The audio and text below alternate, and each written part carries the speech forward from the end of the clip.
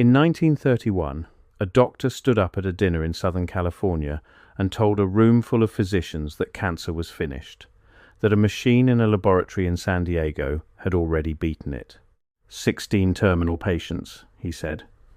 Treated, recovered. The men in that room were not cranks. Some of them ran hospitals. One of them had served as president of the Southern California branch of the American Medical Association, and for one strange evening, it seemed like the most feared disease in human history had just been outsmarted by a man most people had never heard of. His name was Royal Raymond Rife.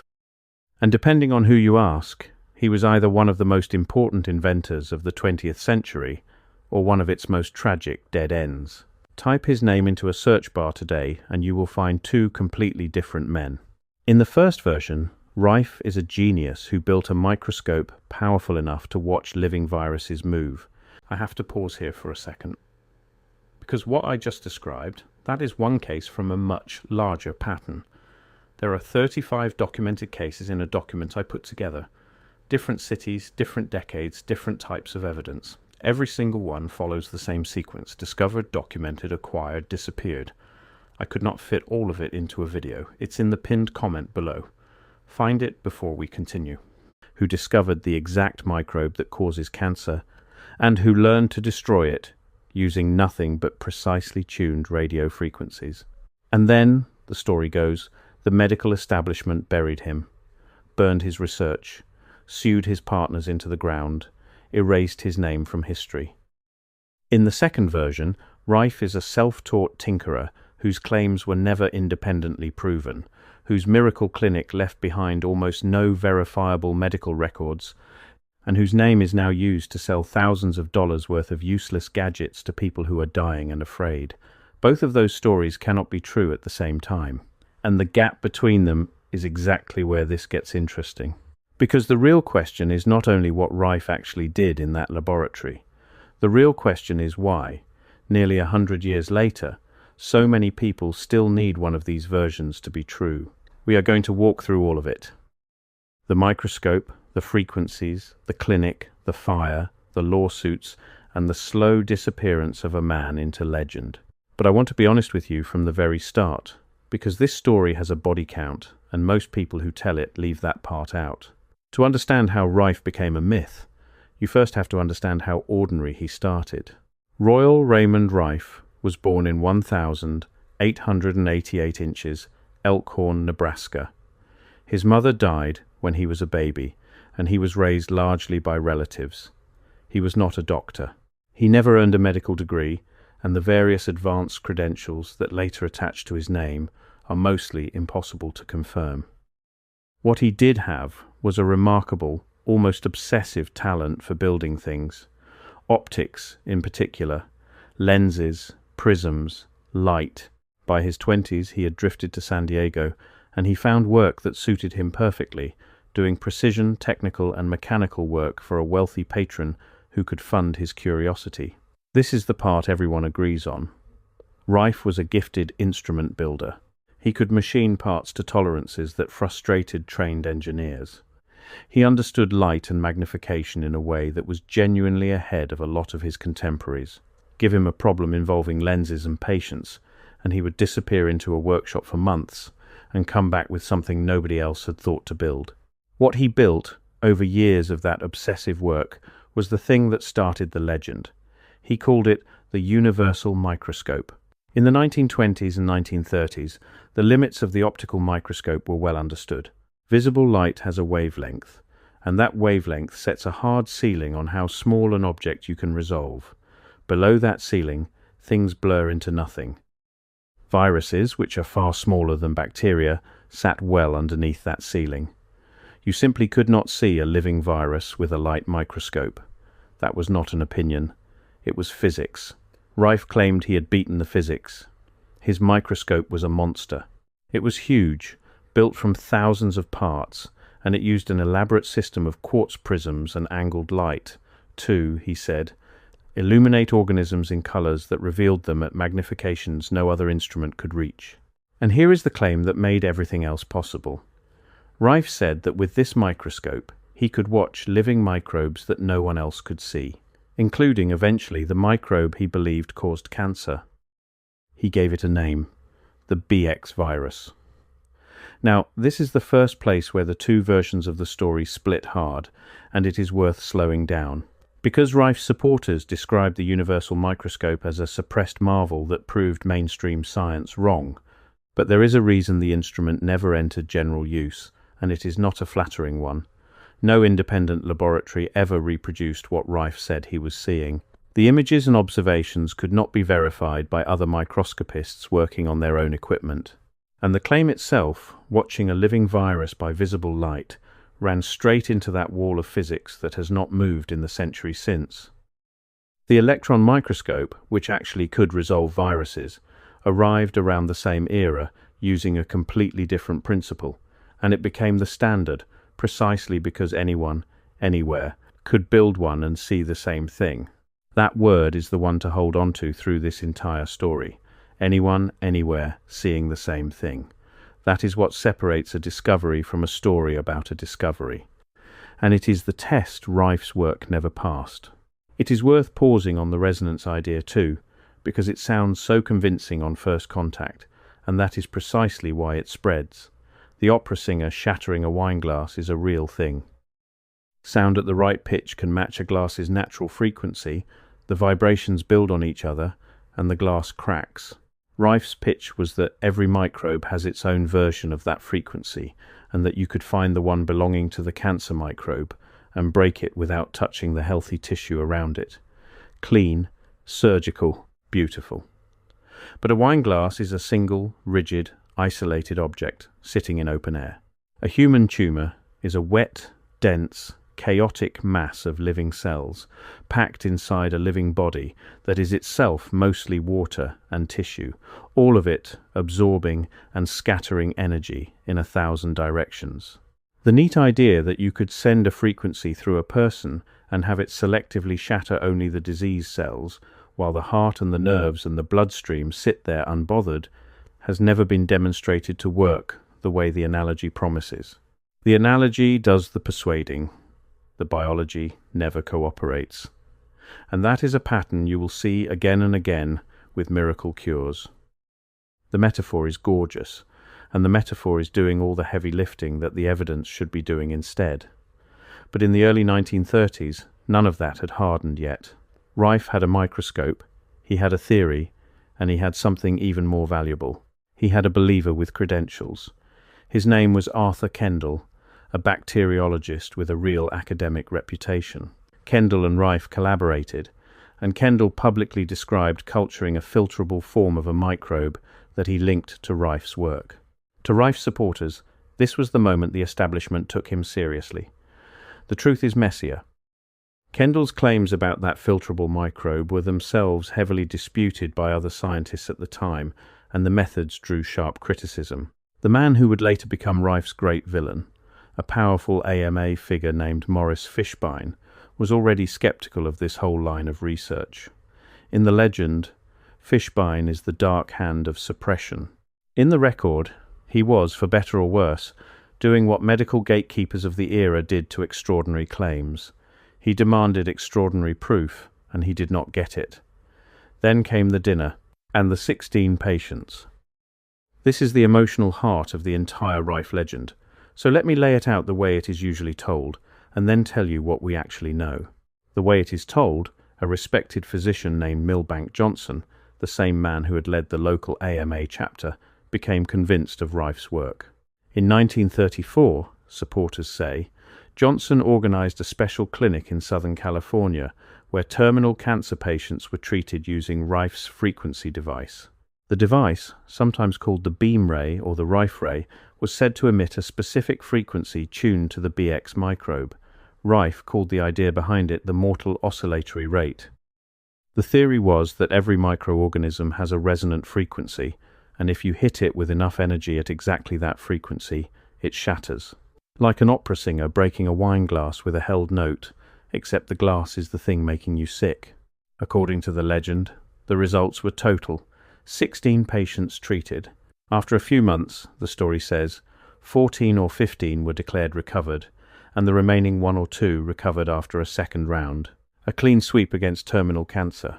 The doctor stood up at that dinner, raised a glass, and announced the end of cancer to the most powerful medical men in the region. It is a beautiful story. It is the kind of story that, once you hear it, you almost cannot unhear, and that is the problem. Because here is what we actually have from that 1,934 clinic: almost nothing. There is no surviving body of independent medical records. No published, peer-reviewed study with diagnoses confirmed by outside pathologists, treatment logs, and verified outcomes that anyone can examine. The 16 patients, all cured figure comes overwhelmingly from accounts written by Rife's own circle, often years and even decades later, after the legend was already forming. Milbank Johnson, the one credentialed witness who could have anchored the whole thing, died in 1944.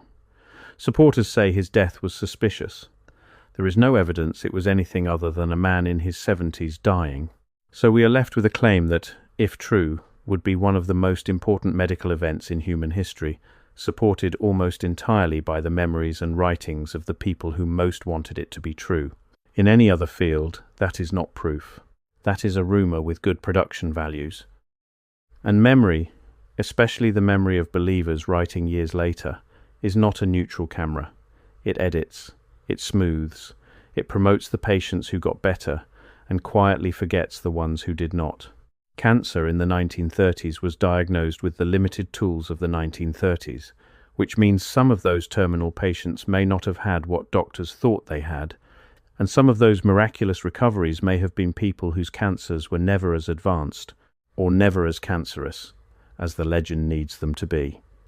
We cannot check, because the records that would let us check are the very records that do not exist. The story asks you to trust that the most important detail, the part where sick people became well, is the one part that was remembered perfectly, even as everything around it was lost. That is a lot of weight to hang on a few people's recollection of a very good year, but the absence of proof is not the same as proof of absence. And the Rife faithful have always had a powerful answer for the missing records. They say the records are missing because someone made them disappear. This is where the story stops being about cancer and starts being about conspiracy. And honestly, this is the part that keeps the legend alive. Through the late 1930s, Rife's frequency device started to move out of the laboratory and toward the marketplace. A company was formed, Beam Ray, to manufacture and sell the instruments, and almost immediately it fell apart. There was a bitter lawsuit between the people involved in the company, internal betrayals, money fights, the ordinary ugly mechanics of a small business coming apart at the seams. In the legend, this lawsuit is reframed as the establishment moving in to crush a threat. In the documents, it looks a lot more like partners turning on each other over control and cash. Supporters point to other events too. A laboratory associated with Rife's collaborators suffered a fire that destroyed equipment and research. To believers, the fire is arson, a deliberate strike to erase the evidence. There is no proof of that. Labs full of chemicals and old wiring caught fire with grim regularity in that era. They also point to the AMA's hostility, to Maurice Fishbein's power over which therapies got endorsed and which got branded as quackery, and to the fact that mainstream medicine simply walked away and never looked back. There is one more beat the legend loves, and you should hear it because it is the most cinematic of all. In many tellings, the AMA, through Maurice Fishbein, secretly tried to buy Rife's technology, and when Rife refused to sell, refused to hand his cure to the men who controlled American medicine, that is when the machine of destruction supposedly turned on him. The lawsuit, the fire, the abandonment, all of it framed as payback for a proud inventor who would not be bought. It is a great scene. It would play beautifully in a film. The trouble is that the evidence for that secret offer is thin to non-existent, resting again on the recollections of Rife's defenders, rather than on anything you could put in front of a neutral historian. A story that good should make you more careful, not less. The better a forgotten event sounds as a movie, the more you should wonder who wrote the script and when. And you know what? One part of all this is genuinely true.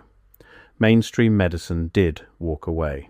The question is whether it walked away because it was hiding something, or because, When serious people looked for the extraordinary proof, it was not there. It is worth being fair to how high the bar should be. Before I go further, that document in the pinned comment. If you have not found it yet, go there now, because everything I cover in these videos is one piece of a pattern that only becomes visible when you see all 35 cases together. The document shows you the full pattern. What I can show you here is the surface. What is down there is everything underneath it. Pinned comment, now, then come back. By the 1930s, medicine had already been burned by a long parade of confident men with miracle boxes and electrified contraptions promising to cure everything. The air was thick with devices that glowed and buzzed and healed nothing. So when another inventor arrived with another machine and another sweeping claim, the demand for hard, reproducible proof was not paranoia. It was the scar tissue of a field that had been fooled too many times. Rife's defenders read that skepticism as a conspiracy. A historian reads it as a system, however clumsy, doing the one thing it is supposed to do, refusing to crown a cure on the strength of a good evening and a charming story. Because here is the thing the suppression story has to explain, and never quite does. Frequencies are not secret. Electronics are not secret. The basic idea of the device, that you can generate specific frequencies and direct them at a body, is not some lost arcane knowledge. If Rife's machine truly destroyed cancer, then in the 9 decades since, somewhere on Earth, outside the reach of any single American medical association, someone would have rebuilt it and proven it. Researchers in dozens of countries with no loyalty to Morris Fishbein, no stake in American pharmaceutical companies, every incentive in the world to claim the discovery of the century. A cure for cancer is not a thing you can suppress. It is the single most valuable piece of knowledge a human being could possess. The idea that it was found in a San Diego workshop in 1934 and successfully kept buried by anyone for 90 years across every government and university and rival nation on the planet asks you to believe in a conspiracy more impressive than the cure itself. But we will come back to that because the why is the most important part of all this. First, let me tell you what happened to Royal Rife. Because whatever else this is, it is a genuine tragedy, and that often gets lost. After the company collapsed and the medical world turned its back, Rife did not become a hunted fugitive. He became something quieter and sadder. He faded. The funding dried up. The collaborators scattered. The brilliant instrument maker who had spent his prime in a workshop chasing the invisible spent his later years watching his work slide into obscurity. He drank, heavily. By the accounts of people who knew him, alcohol slowly took the place that the work used to fill. In the 1950s and 60s, a man named John Crane partnered with the aging Rife and tried to revive and sell the frequency devices commercially. That effort ended in a courtroom too, but not the way the legend likes to frame it. Crane was prosecuted and convicted in connection with selling the devices on the basis that they were being marketed as medical treatments without evidence that they worked. To believers, this was persecution. To the regulators, it was consumer protection. A man was selling cancer machines to sick people, and the machines had never been shown to do what he said they did. Royal Rife died in 1971 in the San Diego area in his early 80s. The accounts describe a difficult end, his health worn down by years of drinking, reportedly worsened by a mix of alcohol and sedatives. He died largely forgotten by the world that, in another version of events, he was supposed to have saved. There was no triumphant vindication, no deathbed confession from a guilty establishment. Just an old, brilliant, broken man, dying poor and obscure decades after his one shining season of attention. That should have been the end of it. A footnote, a strange chapter in the history of fringe medicine, filed next to 100 other forgotten devices and theories. Instead, the legend exploded. And it exploded for a reason that has almost nothing to do with the 1930s and almost everything to do with us. In 1987, a book was published that retold the Rife story as a tale of genius and suppression, casting him as the man who cured cancer and was destroyed for it. The book landed in a world that was ready for it. The timing matters. By the late 20th century, Trust in big institutions was cracking everywhere. People had watched real scandals, real cover-ups, real corporate lies about real products. The ground was fertile for a story about a lone genius crushed by the system, because plenty of viewers already half believed the system would do exactly that. Rife did not have to be proven. He only had to be plausible to people who were already angry. And from there, especially once the internet arrived, Royal Rife went from forgotten inventor to underground hero. His name spread through the corners of the web where people swap theories about what the powerful are hiding from the rest of us. And then it became a product. This is the part I most need you to hear, because this is where the body count comes in. Today, you can buy a Rife machine. There are dozens of versions, sold by dozens of sellers, ranging from a few $100s to many thousands. They promise, sometimes openly and sometimes through a wink and a disclaimer, to treat cancer, Lyme disease, infections, and almost anything else using frequencies supposedly descended from Rife's original work. Regulators in multiple countries have taken action against sellers of these devices for years. People have been prosecuted for fraud, and there is no credible, replicated scientific evidence that any of these machines treat cancer in a human being. None. But the devices keep selling, because the legend gives them something better than evidence. It gives them a story. If you are newly diagnosed, terrified, facing chemotherapy and its brutal side effects, the Rife story offers a gentler door, a painless machine, a natural frequency, a secret the doctors do not want you to know, and worst of all, a reason to distrust the very treatments that actually save lives. Because if the cure was suppressed once, then maybe the chemo is the lie and the machine is the truth. People have died believing that, not in the abstract. Real patients with treatable cancers have turned away from proven treatment, spent their money and their dwindling time on frequency devices, and died of diseases that medicine could have managed or beaten. That is the real legacy of the Rife machine, not a suppressed miracle, a recurring tragedy, sold one desperate customer at a time. And the modern sales machine is sophisticated in a way Rife himself never was. The sellers learned long ago not to print the word cure on the box, because that gets you shut down. Instead, they sell a vague language of frequencies and balance and supporting the body's natural defenses, and then they point you toward the testimonials, the forums, the documentaries that do the forbidden claiming for them. They wrap it in the aesthetics of empowerment. Do your own research, question everything. Do not be a sheep. It sounds like independence. It functions like a trap, because doing your own research, in practice, means reading the people who already agree and treating a stranger's confident video as if it outranks a century of accumulated, tested, boring, life-saving knowledge. Real research is not finding the answer you want and stopping. It is trying as hard as you can to prove yourself wrong and noticing when you cannot. Regulators have spent decades chasing this. Sellers of Rife-type devices have been warned, fined, shut down, and in some cases criminally prosecuted across multiple countries, specifically for marketing them as treatments for serious disease. None of that enforcement has ever required suppressing a working cure, because there has never been one to suppress. It has only ever required catching people who were selling false hope to the sick. To the believer, every one of those actions is more proof of the conspiracy. The persecution becomes the evidence. That is the cruelest trick of the whole structure. Inside it, there is nothing the outside world can say or do that does not get reinterpreted as confirmation. Debunk it, and you are a paid shill. Ignore it, and you are hiding it. Prosecute it, and you are silencing it. A belief that turns every possible response into proof of itself is not a discovery waiting to be vindicated. It is a closed loop, and closed loops do not get people better. So let me come back to the question I promised.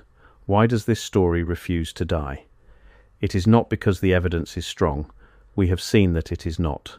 It survives because it satisfies something the evidence never could. Think about what a cancer diagnosis actually is. It is chaos. It is your own body turning against you for no reason you did anything to deserve. It is expensive and slow and frightening, and the treatments are often as brutal as the disease. In that storm, The human mind reaches for a story that makes sense of the suffering. And there is a simple cure, but powerful people are hiding it from you, is a deeply comforting story, as strange as that sounds. It means the suffering is not random. It means there is a villain, which means there is someone to blame, which means the universe is not just indifferent. It hands you control. It tells you that you are not a victim of biology, you are a victim of a conspiracy, and conspiracies can be beaten by clever, awake people who do their own research. That is the engine. Royal Rife is not really the subject of this legend. He is the vehicle, a real man with real talent and a real and genuinely sad life, who got reshaped after his death into a saint of the idea that the truth is being kept from you. And here is the part that should sit with you, because it is uncomfortable in both directions. The medical establishment of the 1930s was not the spotless hero of this story either. It was rigid, it was political. Powerful figures absolutely did crush ideas and ruin reputations, sometimes unfairly, sometimes for the wrong reasons. Mainstream medicine has been catastrophically wrong before, and it has buried inconvenient truths before. The Rife legend works because it borrows the emotional weight of those real failures. It says, they were wrong before, so why not here? But they were wrong before is not evidence that they are wrong now about this. A broken clock and a working clock can both be doubted. Only one of them is actually telling you the wrong time. The way you find out which is not by deciding who you trust. It is by asking the boring, relentless question that Rife's work could never survive. Can anyone, anywhere, independently reproduce the result? For the electron microscope, yes. For chemotherapy and radiation, and the modern arsenal that has turned many cancers from death sentences into survivable conditions, yes, across thousands of trials and millions of patients. For Rife's BX virus and his mortal oscillatory rate and his 16 cured patients, after 90 years, the answer is still no. So where does that leave Royal Raymond Rife? It leaves him as something more interesting than either of his legends. He was not a fraud in the cartoon sense. There is no strong reason to think he set out to deceive. He seems to have genuinely believed in what he saw through his impossible microscope, genuinely believed his frequencies were doing what he hoped. That is its own kind of tragedy. The most dangerous false beliefs are usually not the cynical lies. They are the sincere ones, held by a talented person who wanted so badly to have changed the world that he stopped being able to tell the difference between a result and a hope. And he was not a martyred genius either. No establishment had to suppress a working cure, because there was never a working cure to suppress. What there was a brilliant, lonely instrument maker, a microscope that broke the rules of physics on paper, but never in another lab, a clinic whose miracle exists mostly in the memories of true believers, and a long, quiet decline into a bottle and an early grave. The people who still sell his name owe him a debt they will never pay. They took the saddest part of his story, the part where the world walked away, and they turned it into a sales pitch. Every time someone facing a real diagnosis chooses a frequency box over treatment because they heard that the cure was hidden, Royal Rife dies a little more, used as bait for the exact kind of false hope his own life is a warning about. If there is a lesson buried in Royal Rife, it is not the one his sellers want you to take. The lesson is not that the experts are always lying and the secret is always out there if you are brave enough to want it. The lesson is gentler and harder than that. It is that hope is not the same thing as truth, and that the moments we most desperately need something to be true are the exact moments we are least able to judge whether it is. A cancer diagnosis is one of those moments. So is grief. So is fear. The con artist does not target the foolish. He targets the frightened, because fear is the one state of mind in which a beautiful story can completely outrun the evidence. That dinner in 1931 really happened. A doctor really did stand up and toast the end of cancer. For one night, in one room, it felt true. And feeling true is exactly where the danger lives. That is the warning. And maybe that is the most honest place to end this. Not with a hero and not with a villain, but with a room full of hopeful people who wanted something so badly that, for a moment, wanting it was almost enough. Almost. But not quite. And in medicine, the distance between almost and actually is measured in human lives. So the next time someone hands you the story of the man who cured cancer and got buried for it, ask the one question the legend cannot answer. Not who do you trust. Not who has the motive. Just this. In 90 years, on a whole planet of curious, ambitious, uncontrollable scientists, why has no one, anywhere, ever been able to do it again?